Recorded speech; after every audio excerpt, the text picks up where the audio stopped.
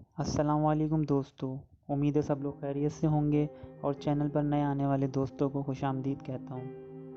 دوستو، جب حضرت عیسیٰ علیہ السلام کی ولادت کا وقت قریب آیا تو حضرت مریم کو کھجور کے ایک تنے کے پاس پہنچایا۔ جب ان کو درد زا نے تکلیف پہنچائی، اس وقت شدید سردی کے دن تھے، تو یوسف نجار نے لکڑیاں فراہم کیں اور حضرت مریم کے ارد گرد جیسے لکڑیوں کی ایک باڑ بنا دی، پھر اس میں آگ روشن کر دی۔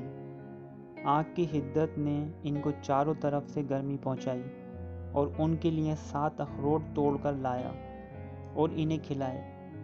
تب سے لے کر آج تک اسی بنا پر نصارہ اور عیسائی حضرت عیسیٰ علیہ السلام کی ولادت کی شب آگ روشن کرتے ہیں اور اخروٹ سے کھیلتے ہیں۔